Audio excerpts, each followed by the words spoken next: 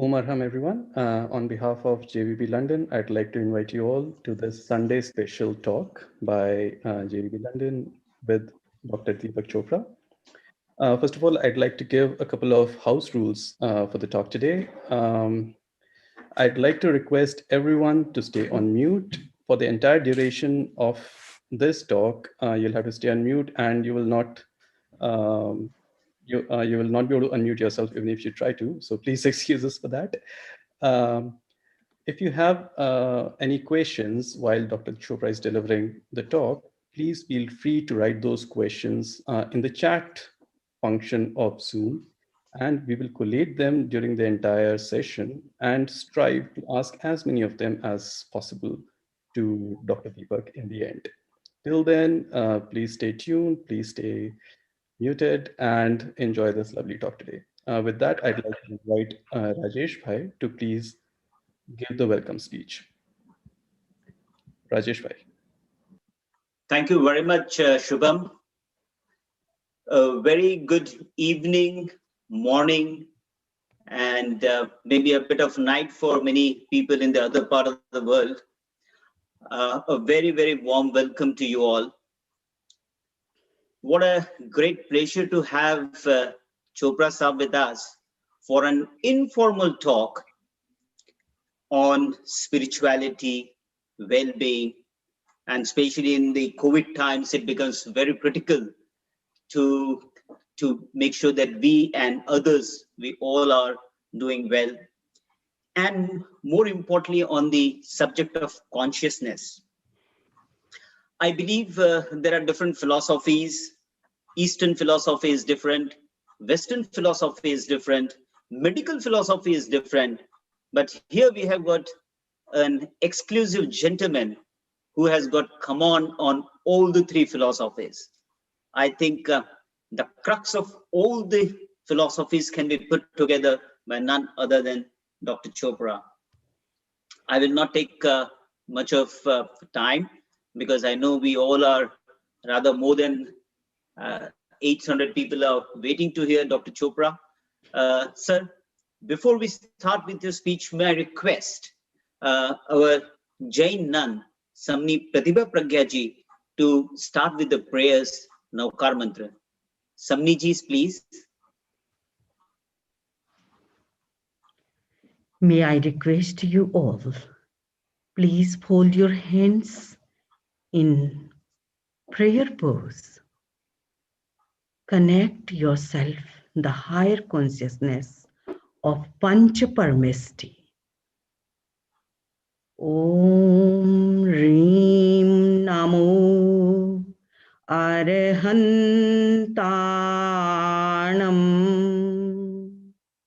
Om Reem Namo Siddhanam.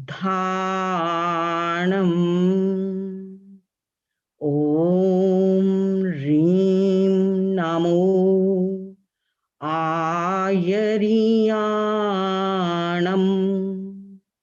Om Reem Namo Uvajjayanam.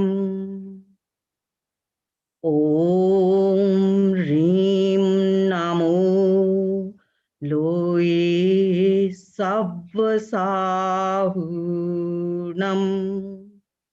Eso Panchanamukaro Savvapavanasano Mangalanam cha Sabbesing Padhamam Havai Mangalam.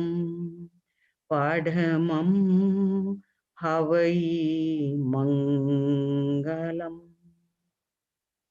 नमन हमारा अरिहंतों को, सिद्धों को, आचार्यों को है, आगम पुरुष उपाध्यायों को और लोक के सब संतों को। I bow to Arhat, the enlightened one. I bow to Siddhas, the liberated ones. I bow to Acharya, the head of congregation. I bow to Upadhyay, to religious teachers. I bow to all monks and nuns in this universe. This fivefold salutation is auspicious among the all auspicious in this universe. Om Arham.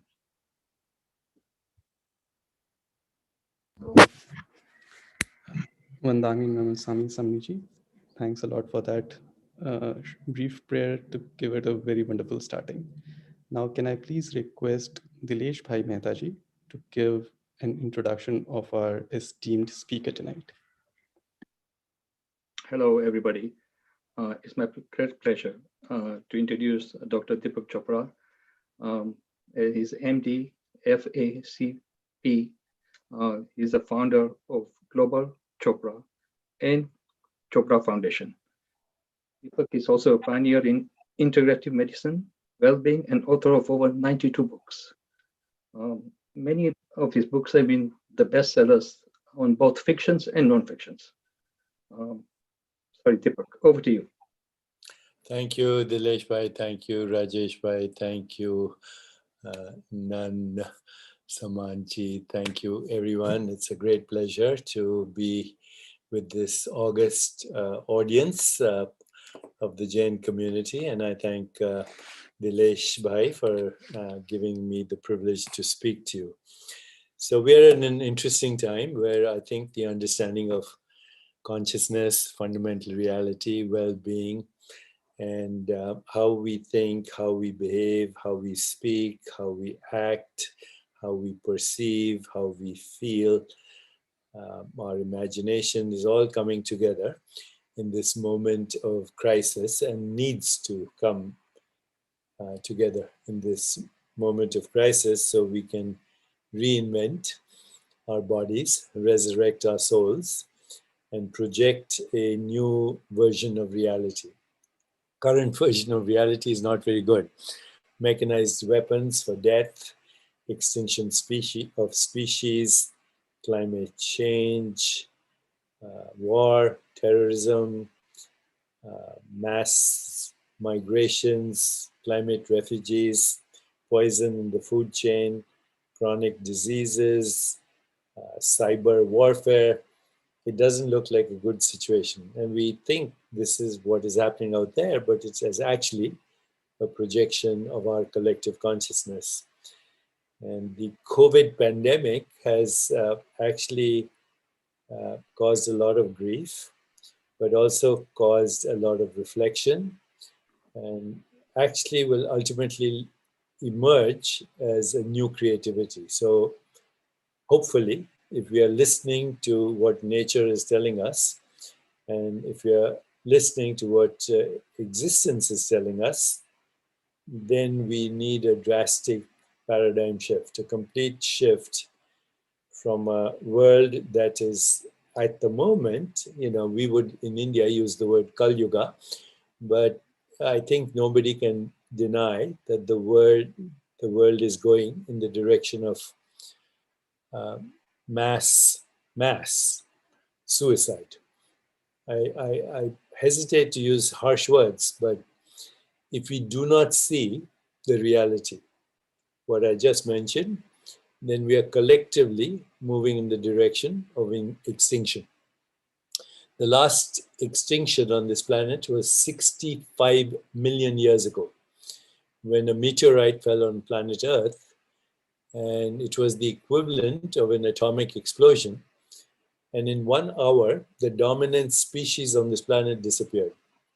1 hour, the dominant species, dinosaurs, disappeared. But what emerged is you and me.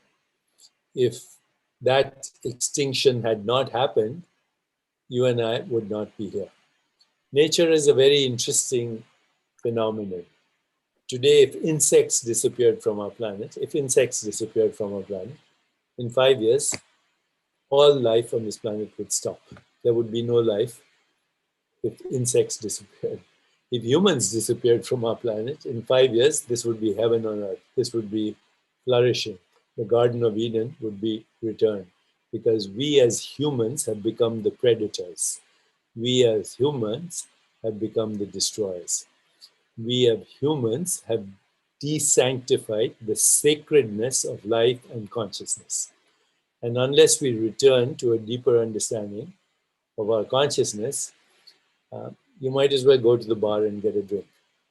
You know, the fact is, right now, this is a moment of adversity, it's a moment of grief, but it's also a moment of opportunity.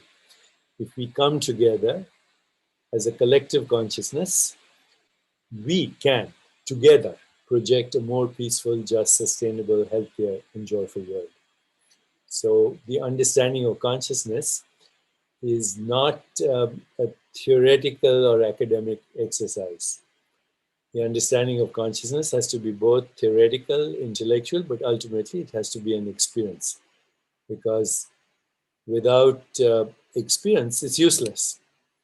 And if you have only experience and you don't have any understanding, then it also can be confusing.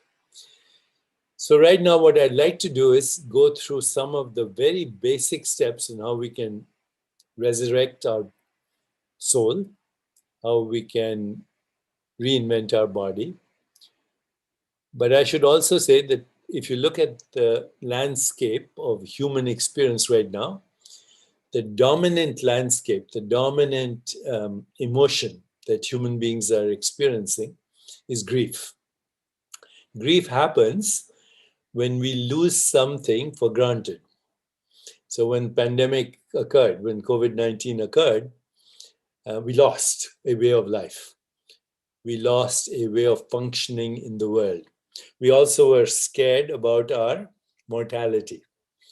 Everybody was afraid. Am I going to get it? Am I going to die? Am I going to get sick?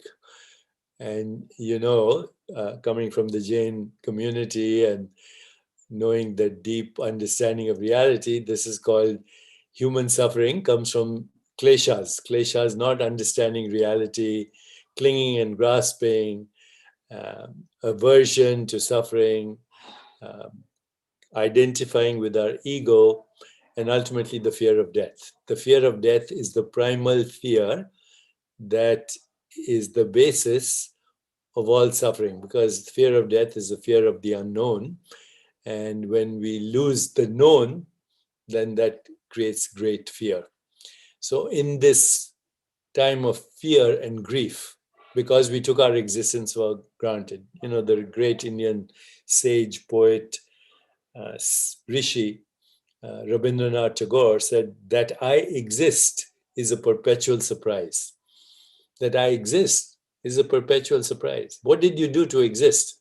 Why do you take it for granted? And if you didn't take it for granted, you would find meaning and purpose in every crisis, even this crisis we have today. As people go through different stages of grief, you see that they go first, they are victimized. Why me? Well, in this case, it's all of us, not just me. There are some that are more in peril than others. The second stage of grief is anger, resentment, hostility. The third stage of grief is frustration. The fourth stage of grief is helplessness and meaninglessness. As a physician, as a doctor, I've seen people go through these stages of grief in 1 hour. They have a heart attack, they know they're going to die. They go through all the stages of grief. And unfortunately, my friends, I've seen a lot of people die in hopelessness, frustration, helplessness, and panic. It's a very tragic situation, what we see. But once in a while, we see people in the midst of tragedy who find acceptance. That's the first step, acceptance of what is happening right now. We can't deny it. The world is in trouble. There is political conflict, there's ideological conflict, there's religious conflict, there are nuclear weapons, there's cyber warfare. I mentioned all the things. We have to accept it. Otherwise, there's no solution. If we are in denial, then we will remain in denial. If we are in denial, we will remain in denial. So first thing is acceptance, not what happened, but that's the past, it's over. Not what we can create in the future, it's up to us. But acceptance of what is happening right now. And once you find acceptance, you find meaning. And once you find meaning, you find creativity. And once you find creativity, you find opportunity. And once you find opportunity, you find healing. And this is the moment for our personal and collective healing. For this, we need to understand consciousness. Because right now, the scientific paradigm is very mechanistic. It's mechanical. The world is made of atoms, molecules, force fields. And we have no idea why humans think, why we imagine, why we create, why we long, why we want enlightenment, why we are creative, why we have insight, why we have inspiration, why we have higher vision, why we want transcendence, why we want to discover our divinity. The physicalist model of the universe cannot provide us that. And it's a wrong model because atoms, molecules, force fields are human constructs for modes of knowing and experience in consciousness. If there is a reality outside of consciousness, it's not available. It's unknown. It's also unknowable. Everything that is knowable is in consciousness because consciousness is the knowing element in every experience. It is also, consciousness is that in which all experience occurs. It is that in which all experience is known. And consciousness actually is that out of which all experience is made, including the experience of the mind, the body, and the universe. Consciousness modifies itself into sensations, perceptions, images, feelings, thoughts, which we then label as mind, body, and the universe. Those are human constructs. For consciousness, which is Purusha or pure consciousness, vibrating, fluctuating as Prakriti, which we call nature. And so consciousness is everywhere. It's not in the brain. It's not in the body. Of course, it's in the brain, in the body, but it's everywhere. It cannot be localized. We call this non-local consciousness, which is conceiving, governing, constructing, and becoming the universe, including you and me and our mind and our body, but everything else, what we see out there, trees, plants, bugs, bees, bacteria, fungi, microorganisms, COVID-19, everything is conceived, constructed, comes into existence in consciousness alone. And when we lose connection with our source, that's the beginning of suffering.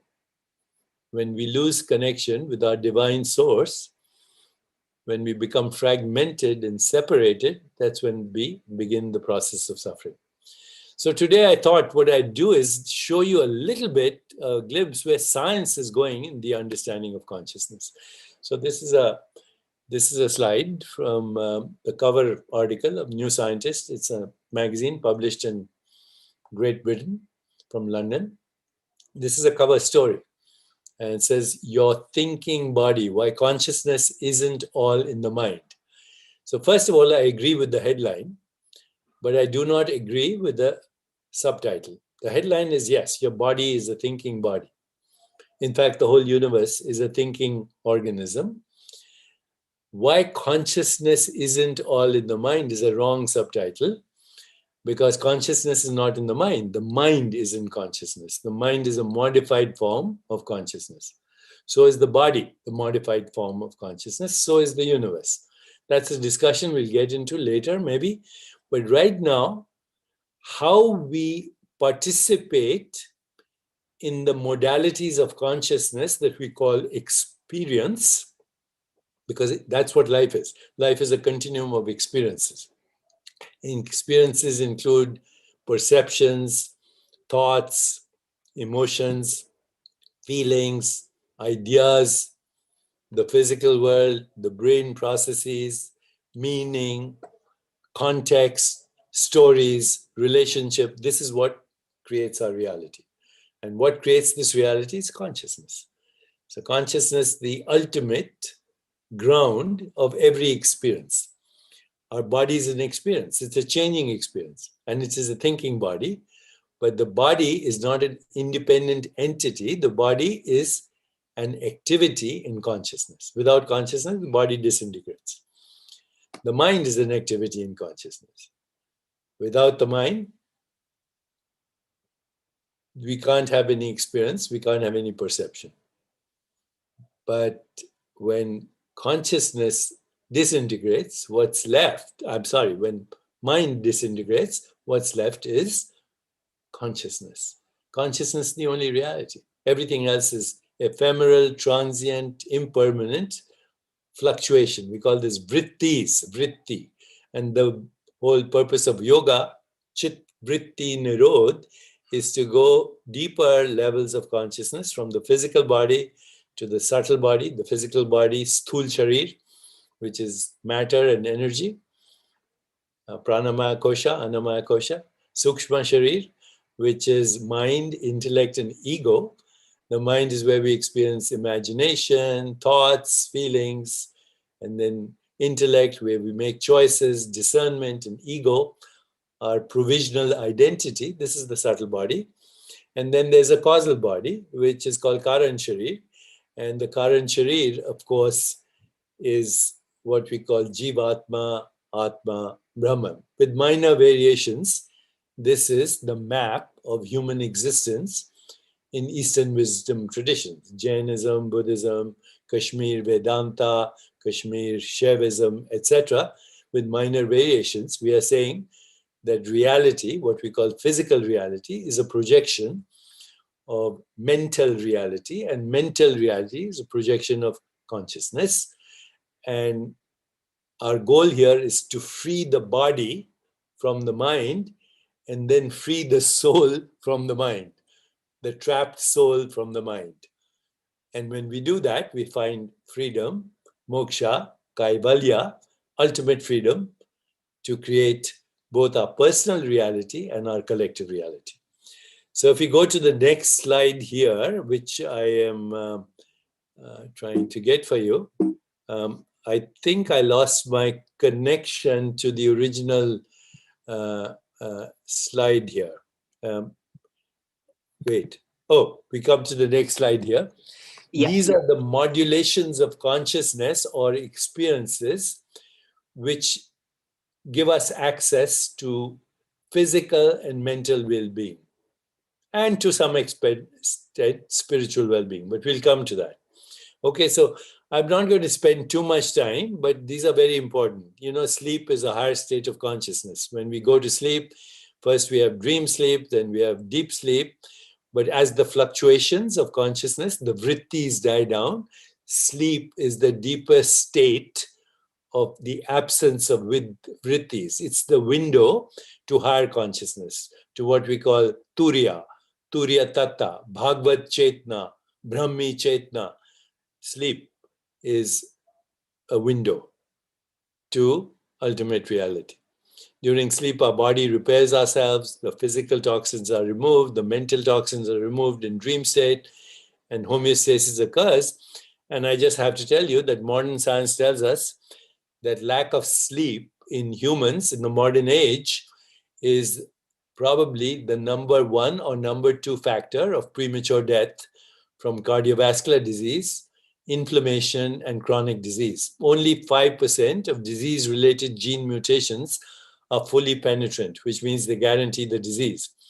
So there are 5% of people who are genetically going to have a disease no matter what, 5%. Somebody has a BRCA gene for breast cancer, they're going to get it. And for that, we have new technologies coming like CRISPR gene editing. In a very few years, less than 5 years, you'll be able to cut and paste genes like you cut and paste your email. You'll read the barcode of a gene, you'll see the defective gene, cut it, paste the regular gene. Say, well, that should cure every disease. No, only 5% of diseases will be cured if we do gene editing. The rest are connected to these pillars: sleep, meditation, and stress management. And I'll show you some interesting slides on meditation and stress management, how it changes your gene expression. Movement, walking, is the best movement, but then we go beyond that. Yoga, pranayam, anything that moves prana in the body and coordinates the integration between mind and body, where yogasana, pranayam, pratyahara, dharana, dhyan, samadhi, all these come together to heal the body through, now we know, a very specific mechanism which is called vagal stimulation. So the world right now is what we call a sympathetic overdrive, which means everybody's panicked, everybody's in the fight, flight response, the reactive response. They are worried, they're feeling guilty, they're feeling resentment, they're frustrated. This is the sympathetic nervous system. But we have a different nervous system in our body, which is called the parasympathetic nervous system. And in the parasympathetic nervous system, there's a nerve called the vagus nerve. And that nerve is connected to what in yoga traditions we would call the three healing and balancing branches of our nervous system. In Sanskrit, Ida, Pingala, Sushushumna, and Brahmanadi, but never mind the words. Vagal stimulation causes healing in the body through self-regulation, decreases inflammation. All our science is showing that prayer, chanting, mantra, vocalization, deep breathing, yoga asana, dharana, dhyan, samadhi, they heal the body through parasympathetic nervous system stimulation, counteracting the effects of sympathetic overdrive, which is the cause of all the stress in the world. Stress right now is defined as the perception of physical, emotional, or psychological threat. And when we are stressed, the body produces hormones like adrenaline, cortisol, weakens the immune system, causes inflammation. The counterbalance to that is vagal stimulation. During the COVID-19, actually, we looked at people who are getting sick.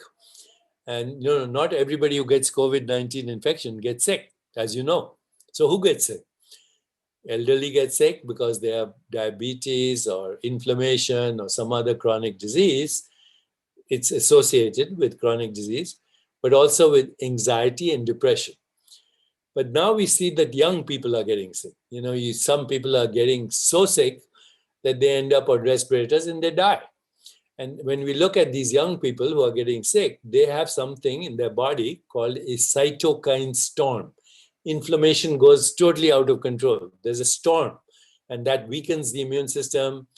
It causes inflammation, and it actually makes sick. So people sick. So morbidity and mortality is associated with inflammation, both acute and chronic. In older people, chronic.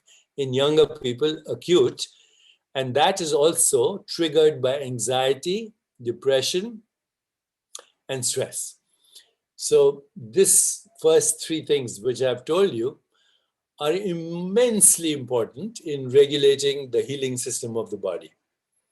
The fourth pillar here is emotions. And we know, if you feel love, compassion, kindness, joy, empathy, equanimity, then your body goes in the direction of healing because you feel connected with life. If you feel disconnected with life, but many people are feeling disconnected right now because of social distancing and so on, then that induces anxiety and it induces all kinds of things, frustration, humiliation, guilt, depression, hostility, which causes inflammation. So emotions regulate our biology. Mental emotions regulate our biology. If you're feeling connected, you feel love, joy, empathy, compassion, your body starts to heal itself. We know how it does that. Stress, self-regulation, and decrease in inflammation. On the other hand, if you're feeling anger, resentment, grievances, depression, causes inflammation. The fifth pillar here, very important because I know we are all here vegetarians. Some of us are vegans. And now the data very clearly shows, about 20 years ago, if somebody came to me and said, I changed my diet and my arthritis went away. I changed my diet and my asthma went away. I changed my diet and my autoimmune disease got better. I changed my diet and my heart disease reversed. I changed my diet and my diabetes went away. I didn't believe them. I had no basis. But now we know that in your stomach, in your gut, in your intestines, in your mouth, there are 20 million extra genes. You have only 25,000 human genes. There are 20 million, 2 to 20 million extra genes that are microbial genes, bacterial genes. They come from the earth. And these genes are as important, if not more important, than the human genes in causing self-regulation and healing in the body. It's the interaction between the microbiome and the human genes that produces all the metabolites in your body, cholesterol, sugar, proteins, carbs, whatever. And if those genes in your intestine are inflamed, then your whole body will go into inflammation. Genes will get inflamed. Metabolites will get inflamed. Your body will get inflamed and you will fall sick. So now the data clearly shows that diets that are manufactured, come from a factory, manufactured, refined, processed, have high sugar, and meat products which are produced in factories mostly, given antibiotics, hormones, chemicals of all kinds, they're inflammatory. Meat-containing diets are inflammatory. Whether they're processed meat or other meat, it's inflammatory. Moreover, the animal goes through intense fear when it is sacrificed for your consumption, not our consumption, for the consumption of people. That produces a lot of peptides, hormones that are associated with fear. And so your diet is very important in regulating your mood, but also you're regulating your gene expression. We are working right now at Harvard with a neuropsychiatrist, Uma Naidu, and she's a neuropsychiatrist who shows the effects of food on diet. And what I'm saying is a diet that has maximum diversity of plant-based foods, maximum diversity of plant-based foods, that is not processed, that comes from the earth, directly from the earth, that diet can heal your microbiome and reverse 90% of chronic illness. We have proof of that now. Not only can reverse chronic illness, it can change your mood instantly. So mood, diet, feelings, sensations, thoughts, emotions, imagination, creativity, where does it all happen? In our consciousness. All the self-regulation is on our consciousness. Changing your diet is one of the most important things. Go in the direction of plant-based food, organic food, absence of manufactured, processed, refined food, absence of chemicals, and your body will immediately start to repair itself, heal itself, even reverse biological age. I'm 74, by the way, and my biological age these days is in the 30s. And you measure that with blood pressure, bone density, immune function, endocrine function, biological clock, telomerase levels. I'm re-engineering my body right now. And I'm not afraid to share this with you because my body is made out of consciousness, as is your body, made out of consciousness. Not matter, not energy, not information. Those are human constructs. Your body is made out of consciousness. Once you understand that, you can do anything with it. So these points are very important. The sixth point is biological rhythms, our body. You've heard the famous Sanskrit expression, yatha pide, tatha brahmande. As is the atom, so is the universe. As is the microcosm, so is the macrocosm. As is the human mind, so is the cosmic mind. As is human consciousness, we approach cosmic consciousness. So we are part of the rhythms, harmonies of the nature. And we have biological rhythms, circadian rhythms. You've all experienced jet lag, seasonal rhythms, gravitational rhythms, lunar rhythms. When our biological rhythms, yatha pinde, tatha brahmande, are grounded with cosmic rhythms, circadian rhythms, and there are many ways to ground yourself, walking on the beach, walking on the grass. There are grounding devices on the internet these days. I'm sitting on a grounding device right now connected to the earth. Your biological rhythms heal themselves. And there is homeostasis. So we say, well, this is all wonderful, This means I can be healthy 95% of the times, and the 5% I'm not healthy, new technology is coming, I'm all set. Well, no, because despite whatever we do, we know that one day everyone gets old. One day everybody has an infirmity to some extent, unless you take Mahasamadhi, which should be our intention, that we leave this planet in Samadhi. That should be our intention. Not from diabetes or heart disease or stroke or all this. That's Kali Yuga. We should be leaving our body in Samadhi by choice, when we want to. But for that, we need self-awareness. We need enlightenment. We need to be going beyond human to what we call meta-human. We need to go beyond karma to what we call kriya. We need to go beyond the fragmented mind to what we call the whole mind. So everybody gets old. Mostly everybody has some infirmity, but almost everybody, not almost everybody ultimately dies. And this has given rise to the religions of the world. If you look at all the religions of the world, there are only three things that religions promise you. One is transcendence, finding your true self beyond your ego identity. Number one promise of all religions. Number two promise, the emergence of naturally, not forcefully, naturally of Platonic values: truth, goodness, beauty, harmony, love, compassion, joy, equanimity. Spontaneous. Yamas and niyamas of yoga have to be spontaneous because of your connection to your source. And the third is the loss of the fear of death, because we don't die. What dies is the vrittis of consciousness. You, as a being, a conscious being, is never born and never gone, always there. What is dying is vrittis, fluctuations of consciousness. For this, we need to know fundamental reality.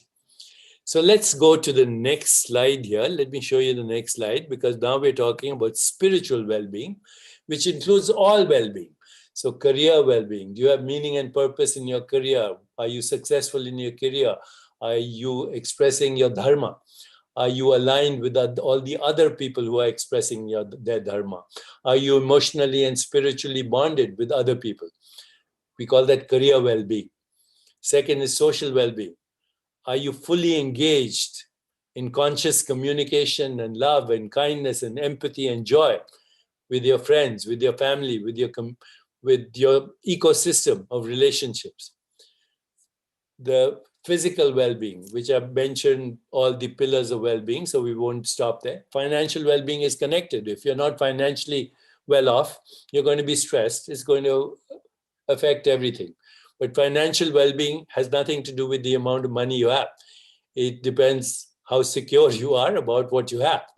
And once you're secure, then you know that where abundance comes from, the infinite source, you never have to worry about money.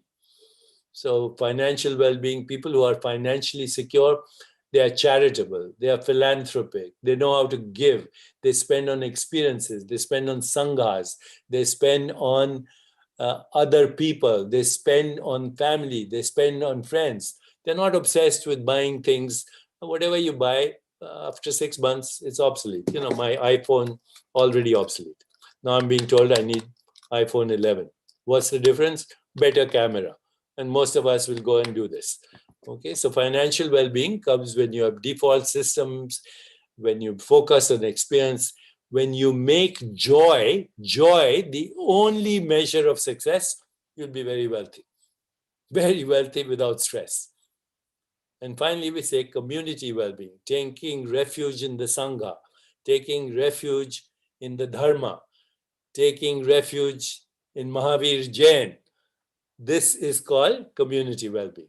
You combine them all and you have total well-being, but you need to go even beyond that. Next slide, let me show if there is next slide. Beyond that, okay, these are some studies that I want to share with you. UCSF, Harvard, we've done all the studies. How sadhana, in one sentence, sadhana changes your body, reverses your age, increases wellness, decreases heart disease, shifts the genes. They go 17 times over baseline just through sadhana. Everything drops just through sadhana. Sadhana means everything I've spoken about. 8 limbs of yoga, kriya, mantra, tantra, everything, the whole gamut, yantra, mantra, tantra, 8 limbs of yoga, pranayam, but deeper self-realization changes your genes and changes them very significantly. This is a study we did with the Nobel laureate, Elizabeth Blackburn. In 1 week of spiritual practice, getting in touch with pure consciousness, people's telomeres increase in size, and telomerase, the enzyme that controls biological age, went up by 40%. No drug in the world can do that. But spiritual practice changes your genetic clock. If you want to live long, if you want to have a healthy body, there's no substitute for spiritual practice. Now we've done many other studies. They're published in Nature, in British journals, in international journals, and all these journals are showing that any experience, perceptual experience, mental experience, emotional experience, will change the entire genomic expression of your body. And all these studies have been published with very good scientific data and replicated by many institutions. We are now producing algorithms to look at heart rate variability, stress management, mental health, precision genomics, brain activity, just through spiritual practice. And we can measure everything. I mentioned the vagus nerve. So when you measure everything, you can actually create the template through spiritual practice for a reflective, alert mind, joyful, energetic body, love and compassion in the heart, clarity of mind, and lightness of being. All this is now within our reach because we can measure what happens when you engage in spiritual practice, which is dharana, dhyan, samadhi. And so new algorithms correlating mental, emotional, physical well-being, these are going to set the template for the future of well-being through technology. Technology is going to validate everything we have done as spiritual practice, everything that we call social, emotional intelligence, dhyan, dhyan, practice of meditation, samadhi, transcendence, self-inquiry, swadhyaya, meditation, which is dhyan, but also dharana, focused awareness, pranayam, yogasana, ultimately creating the experience of lightness of being. So your body doesn't feel like a physical body, it's a spiritual body. We know that our body is material, mental, emotional, but also spiritual. When we get to the level of the spiritual body, we realize it's made of emptiness, it's made of formlessness. And that formlessness can transform itself into any form. So now, my dear friends, I want you to do a little exercise with me. If you can see a man on a horse, please raise your hand in the chat room.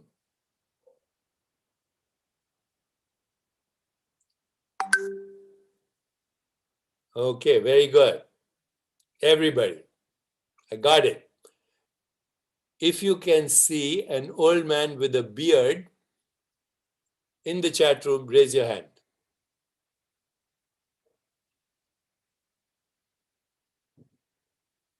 No horse, no man on the horse, just an old man with a beard.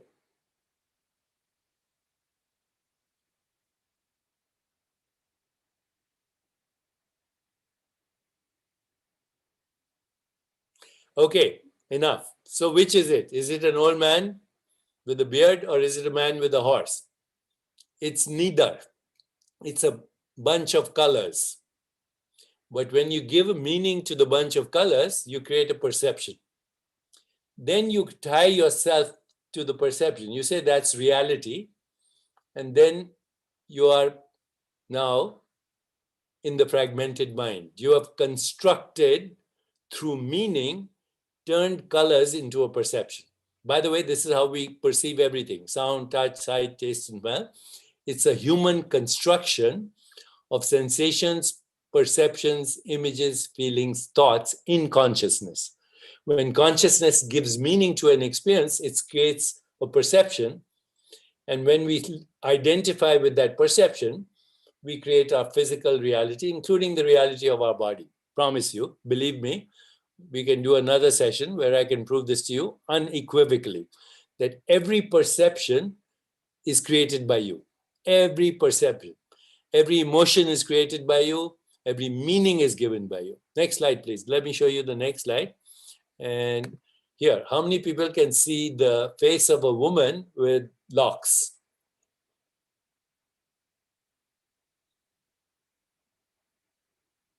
And how many people can see two horses with a backdrop of mountains and sky?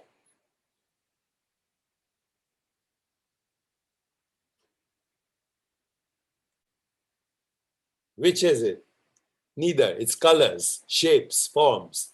And what are colors, shapes, forms? They are modifications of consciousness. The perception is created by you by giving meaning. And once you identify with that, it becomes your reality. And I'm talking not only about seeing, hearing, touching, tasting. That's why we have all these shlokas, how to speak, how to perceive, how to give meaning. It is meaning in life that gives construction to perception. Then we interpret that perception, we feel emotions. If we like the perception, we are happy. If we don't like the perception, we're miserable. All the while, we don't know, we are creating it. Next slide, please. Oh, I have to show you the slide. So now what I want you to do is look at the three dots on the white, right in the middle. Look at the three dots or four dots, 1, 2, 3, 4, without blinking.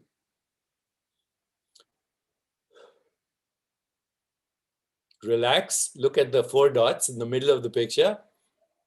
Don't blink. Now look at a wall near you, or just look at the white surface around this diagram. Blink once or twice.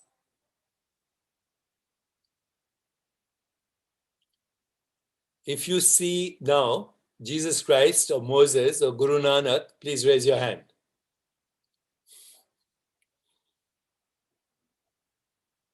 This is how we create all our deities. Mahalakshmi, Durga, Shiva, Maheshwara, whatever. It's our creation. Symbolically representing higher consciousness. Then we go worship them, which is fine because they're representations of the infinite. Let's see one more slide here.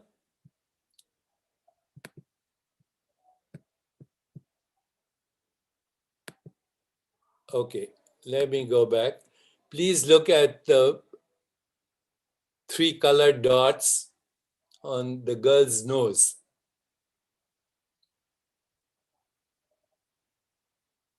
Without blinking.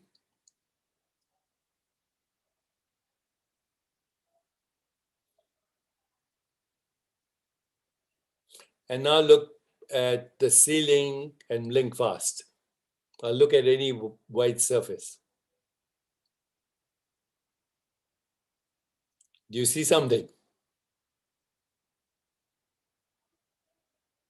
Do you see a girl clearly?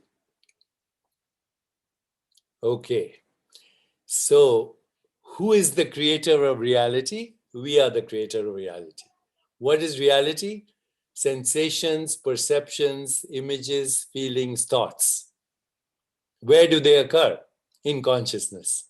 How do they occur? When consciousness modifies itself as sensations, images, feelings, and thoughts. So what is our goal in life? To go to the source of sensations, images, feelings, thoughts, perceptions. What is that source? Consciousness, pure consciousness.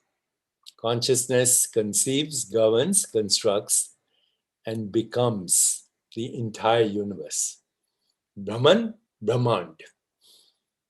The undisturbed state of consciousness, Satchitanand. Sat means truth. Chit, pure consciousness, pure knowing. Anand, ultimate joy, ultimate bliss, undisturbed state of consciousness. Kaivalya, moksha, freedom. Disturbed state of consciousness, the whole universe. The universe is the disturbed state of consciousness. Who you are at the source, undisturbed state of consciousness, samadhi. From that level, we can create anything. In the Yoga Sutras of Patanjali, we read, Yogast Kuru Karmani. Means established in yoga, established in being, perform action. One, we see all these statues. Ganesh has 1 foot in the absolute, 1 foot in the relative. Established in the absolute, perform action in space, time, and causality. It's all over our literature. Yogastha Kuru Karmani. In Bhagavad Gita, Lord Krishna says, Nistre Gun Bhavarjun. Go beyond the 3 gunas. What are the 3 gunas? They are actually nothing other than spin, charge, and mass. Sattva, Rajas, Tamas. Vata, Pitta, Kapha. Brahma, Vishnu, Maheshwara. Whatever language you want to use. Space, air, fire, water, earth. These are projections of consciousness. Consciousness is unlimited, eternal, pure, irreducible, without cause, occupies no space and occupies all space. Present everywhere, energy everywhere. What do we call it? Energy everywhere in the universe, we call it omnipotence. Information everywhere, what do we call it? Omniscience. Energy, information, and matter. What we call it? Omnipresence. Everywhere you go, matter shows up. Consciousness is the source of energy, of information, and matter. But energy, information, and matter are human constructs for consciousness modifying itself as experience. When we transcend to our ultimate reality, we know the source of that reality, which is vrittis, sensations, images, feelings, thoughts. The source of that is going from withdrawing our attention, even momentarily, from the perceptual physical world, even the body, freeing the body to the mind, and then listening to the mind, watching the mind, being the sakshi, the eternal witnessing awareness of the mind, you become free of the mind. Your soul, our soul right now is trapped by the mind. What is the mind? Karma, sanskara, all these issues. They're in your tissues, as they say right now. This body that we have is our karmic body of pleasure and pain. Those are the issues in the tissues. So free the body from the mind, and then free the mind from your soul. And what do you find? Yourself, home, infinite possibilities, infinite correlation, all knowing. Everything is known without trying to know. Pure knowledge, pure consciousness, infinite correlation, infinite creativity, infinite unpredictability, because you need unpredictability to be creative. Otherwise, you're an algorithm. What the society is showing us now, that 99.9 human beings are algorithms. You don't want to be an algorithm. You want to be the creator of all algorithms. So for that, you have to be comfortable with uncertainty, unpredictability, because creativity comes from unpredictability. Embracing uncertain, embracing this, what is happening. And finally, what we put our attention on and what our sankalpa is. That's it. Are you putting attention on what's wrong, or are you putting your attention on opportunities? Somebody found an opportunity in this pandemic. We are using their opportunity right now, and they're making a lot of money. It's called Zoom. Okay, right now, as we speak, there are huge things happening in the world of opportunities. Information technologies are coming together. VR is coming. Artificial intelligence coming. Immersive dreamscapes are coming. Virtual realities augment our sensory experience. So revolution going on in information technology. Revolution going on in food production right now as we speak, through resurrecting the genetic microbiome of the planet, the natural soil of the planet. That's why we worship cows, because their dung is the fertilizer. If it's that cow is loved and worshipped and grazed on pure herbs and plants, it has a gene information that can heal your body. Okay, so information technologies, new ways to produce food, even industrial food production, can magnify natural food production by understanding the planetary genome. First revolution, information. Second revolution, food. Third revolution, energy. Right now we're looking at sun energy, tidal energy, on and on, but we have access to ultimate energy, which is the source of all life on this planet, which is photons. Photons give photosynthesis, produce all the food on this planet, and every life form. That's why we do worship the sun. Why did we do Gayatri Mantra? So we have new sources of energy coming, new sources of transportation. I'm moving to a location where all transportation is carbon neutral, totally carbon neutral, free of any carbon footprint. Transportation, and ultimately production of matter, not consumption of matter. Production of matter, going to the source, waves, particles, ultimately harnessing the creativity of human consciousness. So a new world is coming only if we reach a critical mass of people who are wanting self-awareness, who are wanting enlightenment, who are wanting to know who they are. If we reach that critical mass, this could be heaven on earth. Right now, it's not even purgatory, it's hell. It's hell right now. We have to convert this into a more peaceful, just, sustainable, healthier, and joyful planet. And the key is consciousness.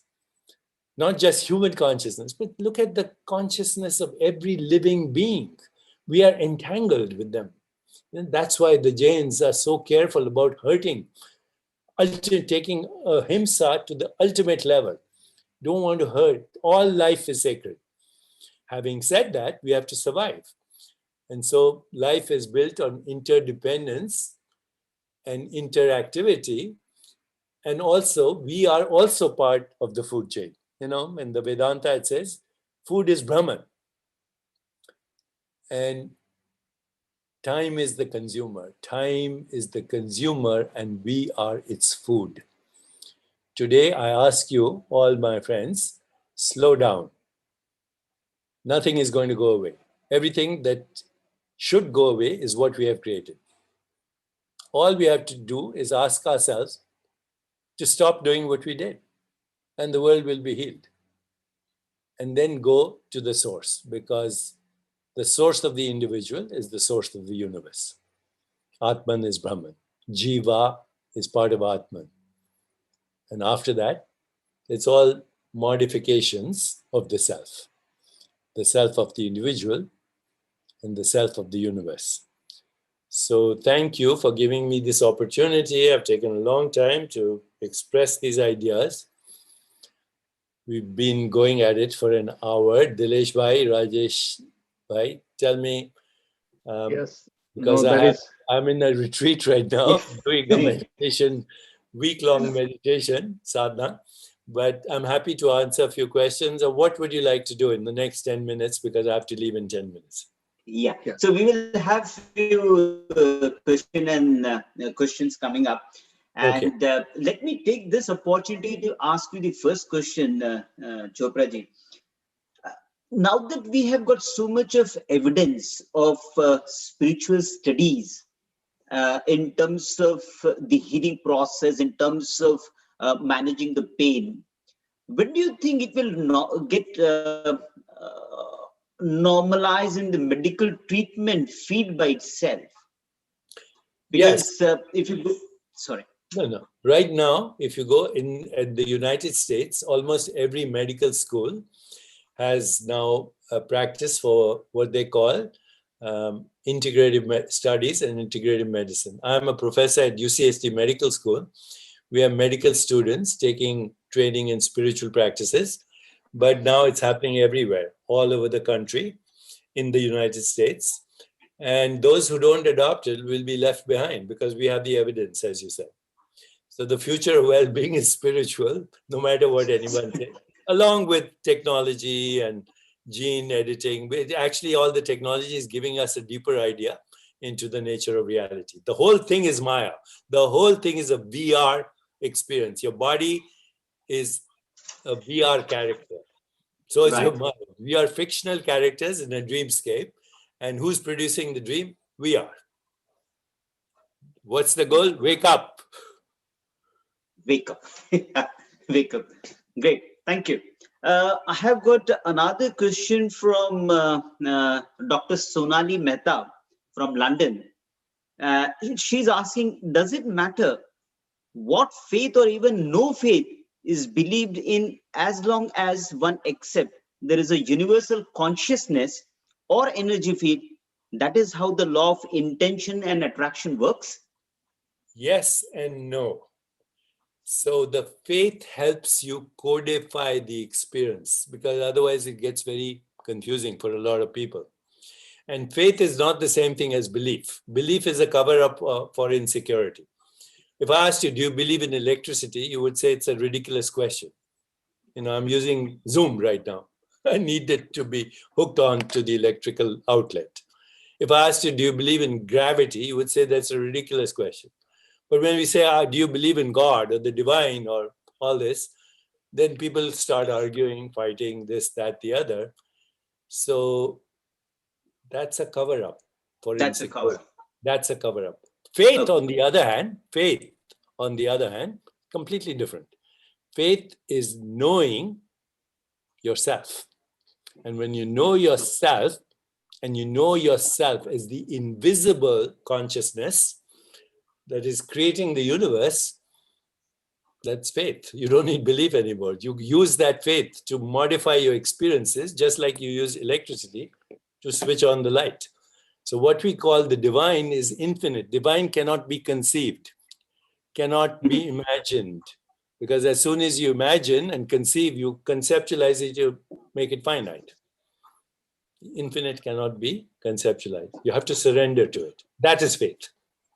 Right. From there, sankalpa. That's law of attraction. All this is it's modern psychology trying to understand consciousness. It's not there yet.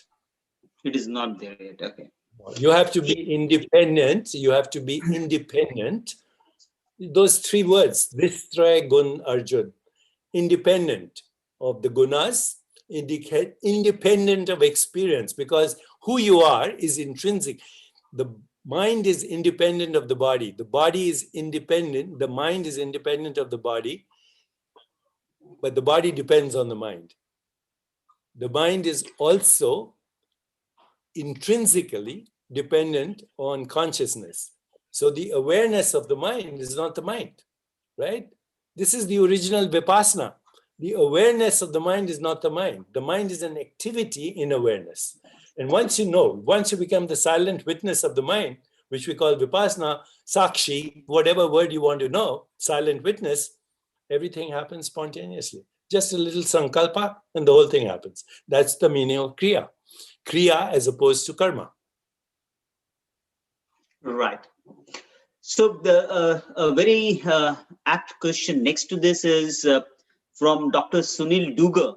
He's a medical doctor by profession. And he's asking, in a vegetative state, do we have consciousness? Yes. In the vegetative state, you have consciousness. When somebody is brain dead, there is consciousness. And actually, when somebody is dead, there is consciousness, just not in the body. You see, We have local consciousness and we have non-local consciousness. Local consciousness is this. I'm looking at you, you're looking at me. We are all interacting in cyberspace. We call this cyberspace. It's a narrow band of electromagnetic activity. Actually, it's less than 1% of the electromagnetic band that gives us experience, and that we call reality. You know, when I look at your body, that's 1% of who you really are. The 1% of who you really are. Immanuel Kant, the great Western psychologist, he said, we can never know a thing in itself. We only see what is reflected. So you can never know the body by just looking at the reflection of the body. Behind the body is the software, sensations, images, feelings, thoughts. Behind that is the programming, karma. Behind that is consciousness. So unless you know consciousness, everything else is a transient, fragmented appearance that comes and goes. And we make a movie out of it. We call it reality. The true freedom comes when you realize that awareness is independent of its fluctuations. And if awareness is independent of its fluctuations, then awareness, the fluctuations are in time, awareness is not in time. You say, where is awareness? What location? How much does it weigh? How old is awareness? Is it 2 years old? Is it 105 years old? Is it timeless? These are the questions which our religions have addressed. And they have said, unless you know yourself as the timeless, everything else is Maya and Leela. And now we are seeing it because VR is making us possible to understand why everyday reality is a virtual reality, including the reality of your own physical body. Who you are is beyond that. Very true. Very true. Water cannot wet it, wind cannot dry it, weapons cannot shatter it, fire cannot burn it. Unborn, limitless, sacred, nothing can affect it. That's who we are. But we get confused. But now science is taking us in that direction slowly. True, true. I mean, to an extent, it is very close to the Jain philosophy also, when we see that, as you rightly said, every living being has a right to live. They have their own consciousness, and we need to take care of the whole ecosystem. So the next question is from Dr. Maradia from York. He's a professor at Oxford University and Leeds University. He's asking, in your new book, Total Meditation, you have given 8 principles of consciousness. Do this provide a new model of consciousness? No. I mean, is there something which is... No. Yeah.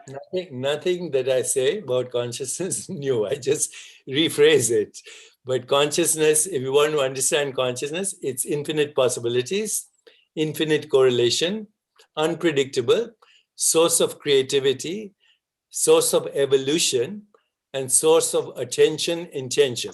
It self-evolves, self-regulates, and self-corrects itself and evolves. Now, living species that somehow violate that system, which we call natural laws, they ultimately become extinct. And that's what is the danger for human beings. We have lost respect for the sanctity and the sacredness of life. Unless we restore that, the rest is actually, we have the technology to reverse climate change. We now have the technology, but we don't see the world as ourselves. We see, oh, that's the environment. That air is your breath. If you didn't breathe, those trees wouldn't breathe. If those trees didn't breathe, you wouldn't breathe. You put a plant in a vacuum, it dies. You put an animal in a vacuum, a rabbit, it dies. You put them both together, they live. So the trees are our lungs. The earth is our body. The rivers and waters and the oceans are our circulation. Your body comes from stars. Every atom in your body was manufactured in the crucible of a burning star. In fact, 50% of the atoms are not even from the Milky Way galaxy. They came to this galaxy through a phenomenon called gravitational wind. So how is your body structured? The whole universe. The whole universe. You are a walking universe right now. But what do we say? Oh, I'm Deepak Chopra, I'm a doctor, I'm this and that. We sacrifice our infinite being for a provisional identity. Thank you very much. The next question is from Mr. Bansi Shah. And I will leave it for you to decide whether you would like to answer or not. He's asking, does meditation give you extra powers? Yes. And are you able to see what 2021 holds for the world? Okay, so short answer is chapter 3 of the Yoga Sutras of Patanjali is actually devoted to vibhutis and siddhis, which say that if you do sanyama on anything, it reveals itself to you. So yes, meditation gives you power, and there is danger, therefore, and it happens all the time to spiritual people. As soon as they recognize the power of their spirit, then there's a temptation to use that power to control people. The only reason power should be used is to resurrect life on the planet and life in its sacred dimensions. That gives you the power. Predicting the future, it's very easy. How do we predict the weather for tomorrow, right? You gather the data and then you predict. I mean, yet even though you predict the future based on data, it's not 100% certain. You say likely to be 72 degrees tomorrow, humidity, likely rainfall. So that is the karmic probability. The karmic probability for our collective consciousness right now is saying we are in a moment of crisis. Either we heal or we are on the road to destruction. And if people are not listening to that, they're insane. If they don't agree with that, they're insane. I'm saying that because right now what we're seeing is collective insanity. The shift has to be within us. How can I create peace if I'm not at peace? How can I create love if I have not given and received love? How can I create anything if I don't have it? So personal transformation, always, Gandhiji said, can you be the change you want to see in the world? Nobody's listening. That is the only way to transform this world. Personal transformation, social transformation, collective transformation, the world transforms. So what's going to happen in 21? It's going to be an uncertain world, but I'm hoping it's going to go in the direction of healing as we recognize our responsibility. We have a vaccine right now. We have more than one vaccine. They're being tried out. And I'm sure this will, I grew up in India where people were dying of tuberculosis, polio, malaria, smallpox. I saw people paralyzed with smallpox. Nobody complained about vaccines. We saw people saved, people who had pox marks saved, people who were prevented from being paralyzed by polio. We never questioned vaccines. This is such a spoiled society that even when a gift comes like the vaccine, we are saying, oh, should I take it? Should I not take it? Vaccines are temporary measures till that mutation starts to heal itself. And COVID-19, why we call it COVID-19? It occurred in the year 2019. How long has COVID been around? 50 million years. How long have you and I been around as humans? Not even 200,000 years. So where is nature going? What is more important to nature is life, not just human life, all life. So when the ecosystem of life gets stressed, you have mutations. And this pandemic 19 will not go away completely till we take responsibility for cleaning up ourselves. The niyamas, shauch, santosh, tapas, swadhyaya, ishwar pranidhana. This is the key to healing ourselves. We have to transform ourselves to heal the world. Yeah. So do we have some more time for a couple of more questions? Yeah, a couple more, but I have another couple more, yeah. So, we have a so the next here. question is from... Yeah, thanks. That's all. So the next question is from Tanushri Agarwal. How is one big universal mind and consciousness related? How is one individual mind connected to consciousness? And consciousness related. Yeah, consciousness modifies itself as the individual mind through experience, which we call karma. Sanskara, karma, vasana. These are roots, residues of experiences that create what we call the individual mind and the ego and the personality. But consciousness is the same everywhere, in you, me, everywhere. Consciousness is the common ground. We have unique minds, individual minds, unique bodies, unique personalities, but consciousness is one. Okay. Then a very apt question again from Pratibhaji Jain. She's asking, then does this mean that all the gods we worship are just imagination? No, the gods that we worship are the symbolic representations of higher consciousness. Okay? So they're symbols of higher consciousness. The body you have is also a symbol of consciousness. Your mind is also a symbol. Everything you experience is a symbolic representation of higher consciousness.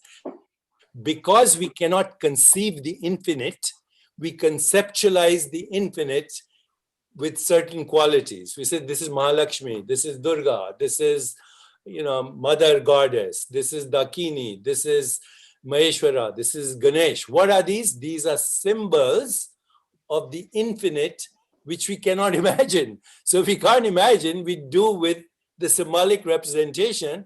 And when we invoke the gods and the goddesses through puja or through ritual or through meditation practices or through invocation or through chanting, what we are doing is invoking the energy of the infinite in that form. So actually, we don't even worship the God. We invoke the God. That is the right thing. You invoke the energy, incorporate it, incarnate, you become it. To the extent that you worship Ganesh, you become Ganesh. Yeah. The last question, Deepak ji. This is from Chandu Shah. How does faith healing works?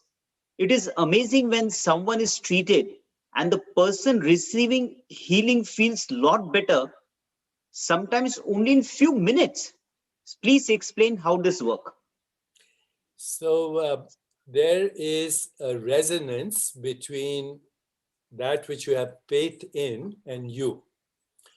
There's a resonance. There's a biological expression to that. There's a part of your brain called the limbic brain, which is the emotional brain.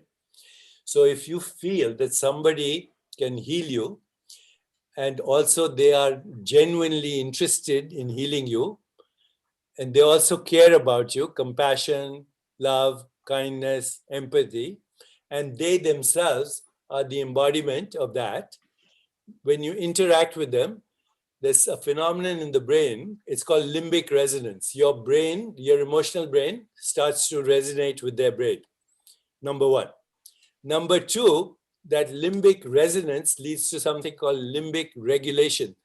The healers starts to regulate your brain neural networks.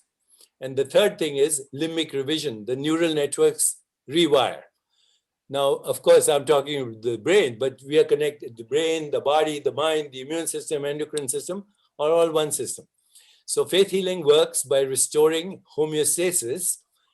And actually, there's one factor always that is important, and that is unfiltered, unconditional love.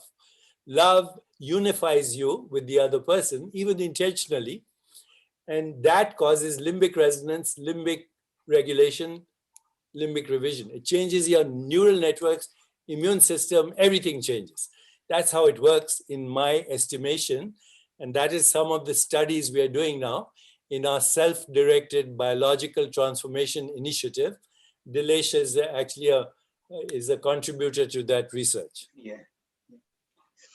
Thank you so much, Dr. Chopra. I think given the time on hand, though we have got hundreds of questions, we will stop. Deepak, you will have to come back again.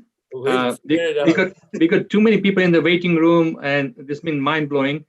So please, we'll do one more of this in the future. We'll figure out the time. Thank you so much. Okay, everybody. Thank you very much. That. Thank you. With this, may I request our founding trustee, Shri Manikji Choradia, to give the vote of thanks, please. Manikji.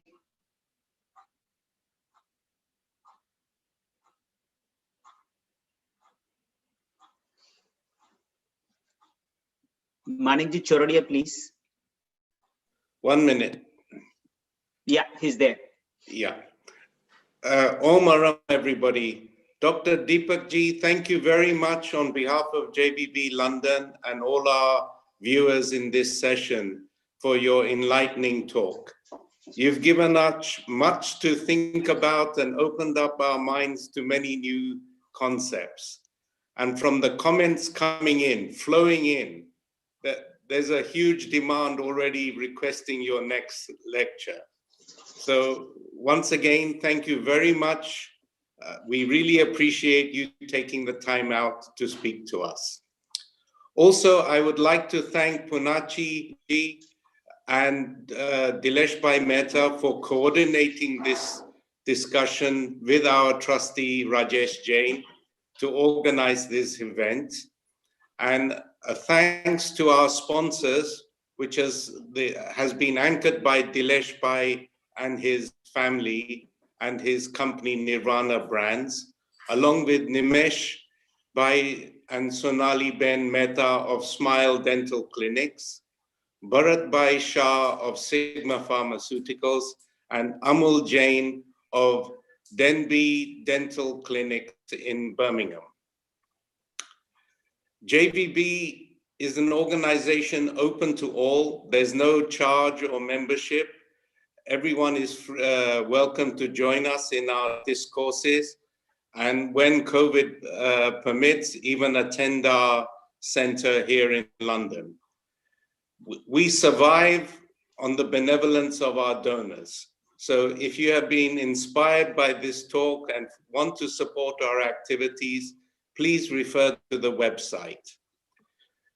All our activities are under the auspices of respected Samni Pratibha Pragyaji and Samni Suran Pragyaji, and we are thankful to them for their guidance and blessings. Please wait at the end of this session for a short discussion on registering as a stem cell donor, and also to hear the Manglik from Samniji. Om Aram. Thank you very much, Mr. Manekji. What a mind-blowing lecture from Mr. Dr. Deepak Chopra. JVB London is actually happy to support the appeal for Veer, who is a 4-year-old son in London, and he's actually looking for a stem cell donor. So may I kindly request Mr. Nirav Gudka, who is his father, to show us a 1 minute video clip and give some further information of how we can all help to support Veer. Thank you very much.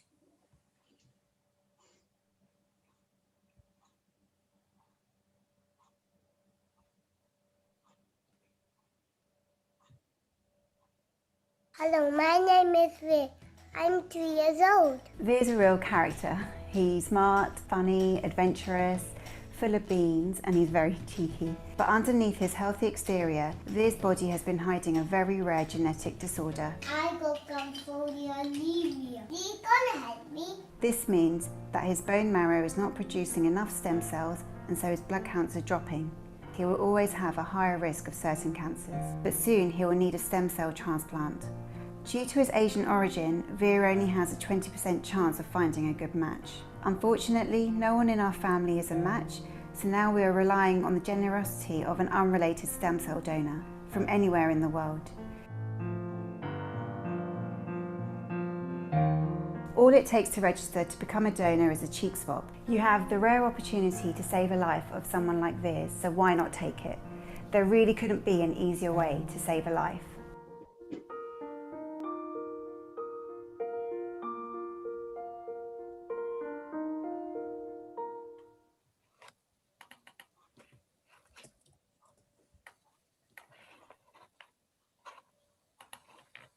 Nirav, are you going to say a few words just to give some further information on this, please? Yes, thank you. Jai Jananda to everyone. Many thanks to the JVB team for sharing our story on this platform. So their story is one of many sad stories of kids and adults who do need a bone marrow transplant, but struggle to find a matching donor. If more people come to know about this and proceed to register, the easier it would be for all of them to find matches. You never know if someone you love will have the same need in the future. If we work together, we can fix this issue for everyone. Our website, helpwearenow.org, has registration links for many countries, so please do share it widely. Another thing that I wanted to draw your attention to is a book actually that I've written that is actually dedicated to Veer. It's called Mahavir, and it is a beautifully illustrated book telling the life story of Mahavir Bhagavan. £1 of every sale is donated to the Anthony Nolan charity that is supporting our cause. So please do head to the JJ's website, the brand is here, or Amazon to order a copy. Thank you for your time, and Jai Janendra. Thank you very much, Nirav. May I kindly request respected Shamanijis to recite the Manglik for us all.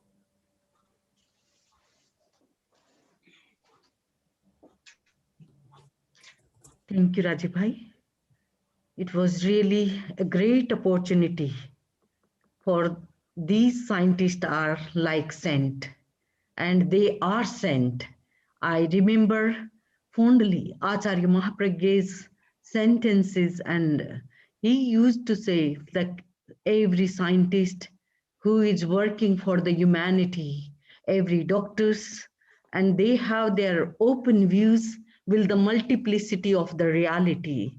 And we all are listening Deepak Chopra with the Indic origin of the Sankhya philosophy, yogic philosophy, and side by side, the openness of the new scientific research. And when the two marry together, a new thing comes in front of humanity. And that is, we are, I think, lagging behind. And that's why we are facing so many other problems in our life. So it is really a marriage of science and spirituality, or a marriage of religion and the perceptional based knowledge. So what Deepak explained through his own consciousness, and that he experienced through his knowledge, both side of knowledge. He has the wing of science and the base of religion. So this is really a great achievement of his life and wider community and humanity. And really we thank Dileshji that such lecture series we need, or all men and women need to open their mind to believe in something on the one-sidedness, but it is the multiplicity of viewpoint, which we can say in Jainism, anekant, many dimensions of one reality. So this was really a great talk. So we would like to thank you for your special contribution to bring Deepak on the platform of JVB and connecting so many people. So again, thank you. And I finally pray for the Mangal part. Hold your hands and close your eyes. Connect with your higher consciousness.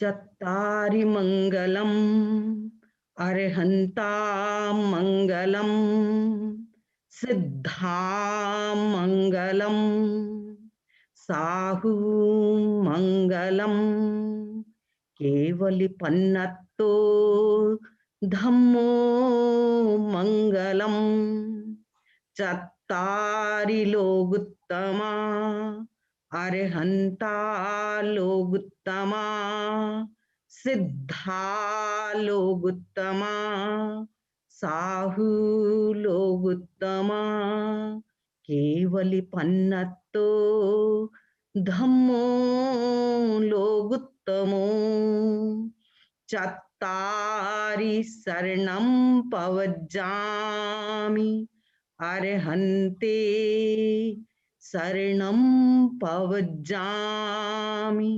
Siddhe Saranam Pavajjami, Sahu शरणं पवज्जामि केवलिपन्नतं धम्मं शरणं पवज्जामि। ओम। कृतज्ञोस्मि समनी जी, हम सब आपके आभारी हैं. Thanks a lot for that. And again, on behalf of entire JVB London team, I'd like to thank all the participants tonight. Thanks a lot for participating. At this juncture, we'd also like to thank our media partner, Gujarat Samachar and Asian Voice. Just as a concluding remark, we have the recording of this particular video on YouTube on JVB London channel. So please feel free to go ahead and subscribe to our channel and listen to such insightful talks of JVB London. And feel free to register yourself for email notifications of all our talks in the future as well. That can be done over our website, jvblondon.org. On our website itself, you'll also find a link for making donations. If you'd like to make any, please feel free to do that.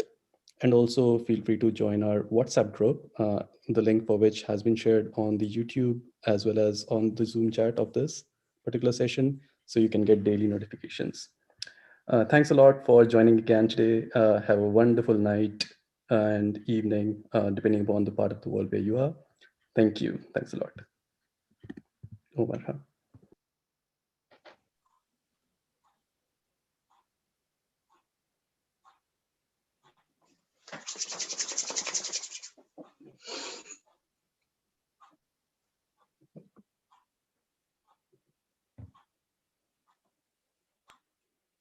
Hare